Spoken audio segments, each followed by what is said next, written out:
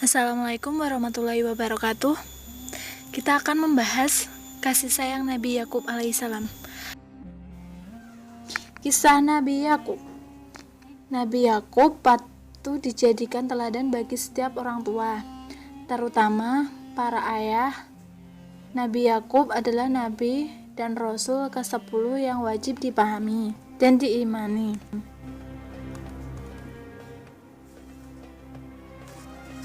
Yakub besar bersama saudara kembarnya Esau. Mereka hidup rukun hingga muncul perselisihan dan Yakub diminta untuk menemui sang paman. Laban dan Ishak juga mengirimkan pesan agar Yakub belajar dan menikahi dengan anak sang paman. Yakub menempuh perjalanan berat melewati gurun pasir disertai angin dan badai yang kencang. Sepanjang perjalanan, Yakub selalu berzikir dan berharap perlindungan dari Allah Subhanahu wa taala. Saat tiba di Padan Aram, Yakub langsung mencari rumah paman Laban. Yakub berhasil menemui rumah Laban setelah diminta mengikuti perempuan cantik yang merupakan anak dari Laban. Yakub disambut dengan hangat. Saat berbincang, Yakub menyampaikan pesan ayahnya untuk dinikahkan dengan anak Laban. Laban memiliki 2 anak perempuan yang cantik, yaitu Lea dan Rahil. Laban menerima permintaan itu, tapi dengan syarat mas kawin berupa bekerja selama 7 tahun di peternakan. Setelah 7 tahun bekerja, Yakub pun mengutarakan permintaannya untuk menikahi dengan Rahil. Namun Laban menyebut Yakub tak bisa menikahi Rahil karena memiliki kakak yang belum menikah. Oleh karena itu, Yakub mesti menikahi Lea terlebih dahulu. Yakub baru boleh menikahi Rahil jika dia bekerja 7 tahun lagi di peternakan. Yakub pun mematuhi permintaan pamannya. Dia menikahi dengan Lea dan bekerja 7 tahun lagi untuk menikahi Rahil. Di masa itu, menikahi kakak dan adik masih diperbolehkan. Setelah menikahi dengan Lea dan Rahil, Nabi Yakub menikahi 2 perempuan lainnya, yaitu budak Lea dan Rahil. Dari 4 istrinya itu, Yakub dikaruniai 12 anak. Setelah itu, lahir pula Bunyamin, anak ke-12. Nabi Yakub memberikan perhatian dan kasih sayang yang sama untuk semua anak-anaknya, termasuk 2 yang paling bungsu, yaitu Yusuf dan Bunyamin. Namun, pada Yusuf dan Bunyamin, Yakub melihat kelebihan dibandingkan 10 anak lainnya. Anak-anak lain pun merasa Yakub lebih sayang pada Yusuf dan Bunyamin. Mereka kerap memerintah Yusuf dan Bunyamin. Hingga pada suatu hari, Nabi Yakub memanggil anak-anaknya dan berpesan untuk tidak berlaku zalim pada saudara sendiri. 10 anak Yakub tak terima dengan nasihat ayahnya karena merasa dituduh menzalimi saudara mereka. Suatu ketika, Yusuf mendatangi Nabi Yakub dan menceritakan mimpi yang baru didapat. Yusuf bermimpi melihat matahari, bulan, dan 11 bintang yang bersusut kepadanya.